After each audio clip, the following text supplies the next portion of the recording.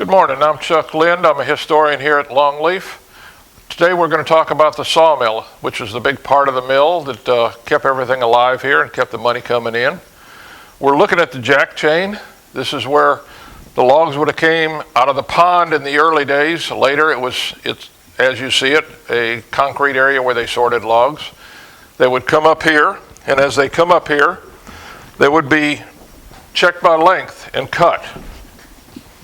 What we've got is a very large saw. Of course, in the days when they were working this mill, none of these nice railings were here. The logs would come up. There was some chains you seen hanging at the jack chain and hanging inside the mill. And as long as a log was under those chains, they had a sellable length of log. So if they had a certain order for certain timbers, this saw was spinning all day long. The man was working here. He'd depress a pedal, pull a lever, saw would come down and cut the log in half. Okay, this is the entry of the area. As the logs were cut from the big cutoff saw you've seen, they'd come up the center area here. There are some kickers underneath the mill that would either kick it over to the long side, that side, which would cut a little bit longer timbers, or over to here, which was referred to the short side. The logs would be stacked up on this rack that you see right here. There's a set of dogs that hold them, keep them from rolling down. The sawyer would be sitting in the booth there. He looks at the end of the log and figures out what he could get out of that log. He's got a board up here that tells him what they need to sell. He looks at the log, makes the decision, releases the dogs to roll it onto the carriage here. Carriage is powered by steam. It's going to go back and forth, steam powered both ways. The bandsaw is the large item that you see right there. There's one man that rides on the carriage, and he's called the block setter. This man gives them some hand signals because it's extremely loud in here. And by the hand signals, he sets the thickness of the board that they're fixing to cut. At that point, the sawyer pulls a lever in there, and the steam shoots them back past the bandsaw off to the other end where a swamper can grab the board and take it the rest of the way down the mill. As we're sitting here, this is where the block setter we talked about, he sits here. He's just received his signal from there through a set of levers he pulls, another one that he pulls here on the rack. He can dial in from these large dogs that move up and down, move forward to put his area. At that point, when he finishes that, he throws the levers. Those dogs come down and lock onto the wood, so the wood can pass through the bandsaw without moving or changing directions, anything like that as it goes through. Bandsaws only cut in one direction in sawmills. You see some teeth looking on the back, but those are not teeth. That's just to get rid of sawdust. The bandsaw cuts only this direction as it goes. At that point, he's shot back. So this man's job all day is get rode that way and then shot back that way.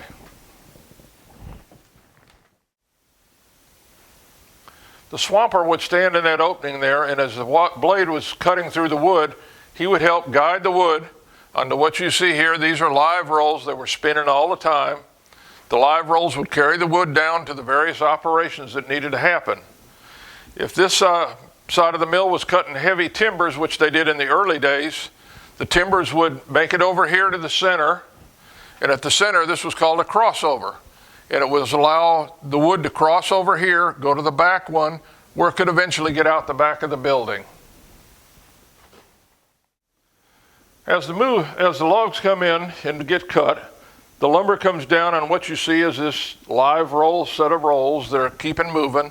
They're powered from underneath by the belts. The belts drive them and keep it moving. At this point, you still got a raw piece of wood. It's not like the wood you find in your big box store. There's raggedness on the side. So at this point, there's two guys standing in the middle, one to catch it from each side, and these guys ran what's called an edger. And all they did is cut your wood down to what you see, a 1x4, 1x6, 1x8, whatever it was. There's several blades that they can drop down inside the edger. They're controlled by these ropes hanging down. They would pull them to cut whatever wood they were coming through here. That would send them off of this onto the center platform, and we'll talk about the center platform as we get down to that direction. The boards, as the man fed them through the edger, they'll be coming out onto the center platform here. The waste is on them also because it trims them off, but everything comes down here. You've got a man that would be standing here in the middle, and this position was called working the bear. He was in charge of getting rid of all the scrap. So anything coming down the live rolls on this side, like the edge of the bark and the edge trimmings, he would then pull a lever that you see here in the middle. When he pulled the lever, it would flip it onto the floor, which has a set of chains that drag it into a trough that takes it out to be burned. Same thing with the wood coming through here. The scraps from the edge of the wood, he throws on the floor so they can be dragged over into the pit, sent out to be burned. Then he steps aside as the wood continues down to where it's going to be cut to its final length. That's the rope he pulls. He also has one for the other side so he can throw the trash off from that side too. So he's a busy man. He's looking on everything else for the waste that he needs to throw away. Okay, the finished lumber, which we call dimensional lumber, would be traveling down this center area here in the middle. What the Crowells did mainly in this sawmill, the dimensional lumber was sort of a second item off the thing. The biggest thing they did here, they cut a lot of heavy timbers, bridge timbers, that type of timber. The bigger timbers would come down the live roll, and then over there they would be pushed off to this back area here, which is another set of live rolls to carry them. There's a log laying over there where they would land. At that point, they would come down here along the back set of live rolls. The open area you see behind me, which was a massive area because they did some pretty long beams that they cut in here, up to 60 foot. And they would then be pushed out here onto the loading dock where they would drop into gondolas or flat cars for loading for final. There was a track right next to the mill at this point that would be taken out there.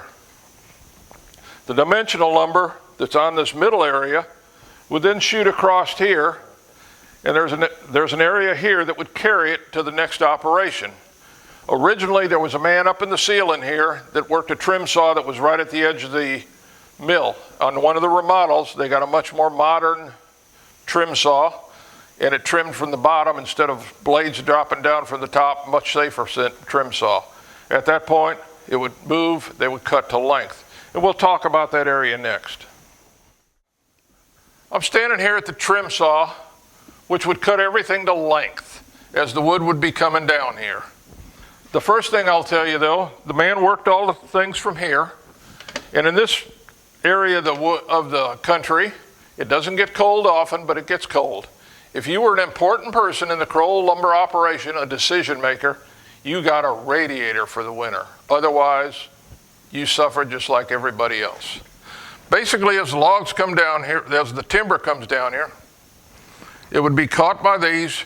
The blades would come up from the bottom to trim the length to whatever length they were looking for here, to trim off the scrap, to trim out knots, anything like that. They tried to use wood, and they tried to cut the knots out and still have sellable wood, because if you could cut the knot out, you could double the price of the wood. That was basically how the graders looked at it. So everything would come from here. After it was cut, it would drop on a set of rollers. They'll take it over to the next room. And from the next room, we'll talk about what happens and how the final sorting becomes of the lumber. As the wood was trimmed to length and the scraps thrown away, it would come down through here. Here's a large vat. Basically, the woods would the chains just held it down so it would soak through this vat. The vat was to prevent mold on it while it was drying. As it came down this chain, there would be men all along this chain, which I'm not sure how many feet it is long here, but it's a long area. They would sort the wood, stack it out here to the edge. Each man's responsible for a certain type of wood. He may have 10-foot 1x4s, 1x6s, whatever. He would sort his wood, stack it out to the edge here. As it was stacked out to the edge, it would accumulate during the day. A set of lifts would take it, and it would either be decision would be made to either go air dry it, if it was just going to be sold for dimensional lumber, or if it was going to go through the planer mill, it would then be taken, stacked, and restacked to go to the dry kilns, which we'll talk about in a further installment.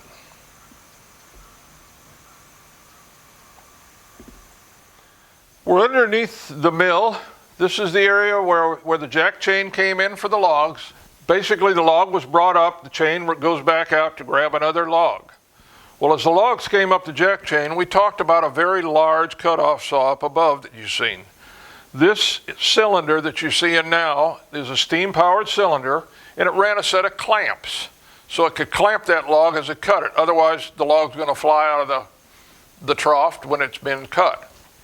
From there, the decision after that was to take the log, and you're either going to go to the short side or the long side. Well, you're not going to go up there and you're not going to move this stuff by hand.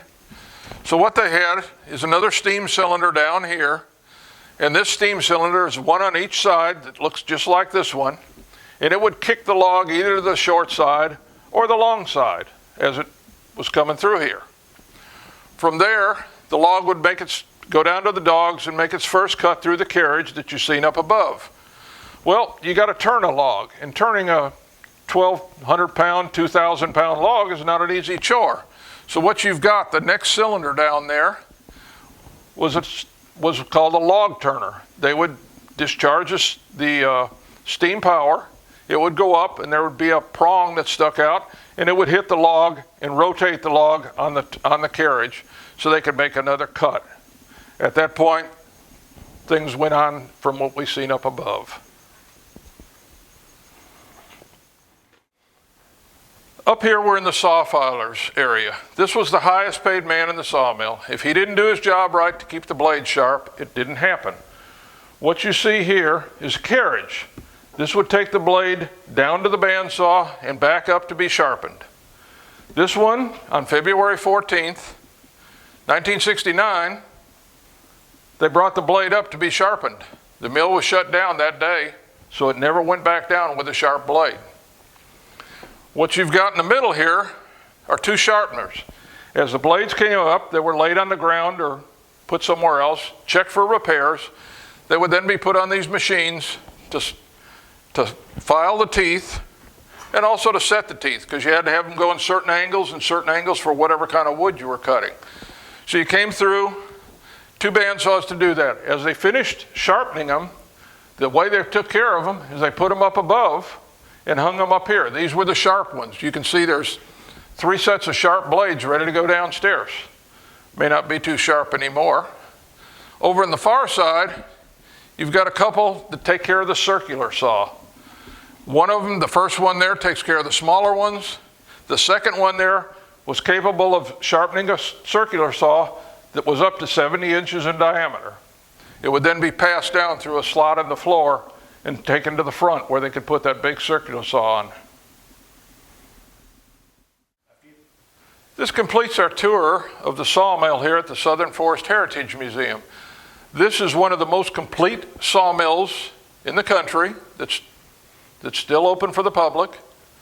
Most sawmills have modernized long past this one. This will give you a good chance to come back and look at how timber was cut in the 20th century throughout the South, and we welcome you to come visit the Southern Forest Heritage Museum at LongLeaf, Louisiana.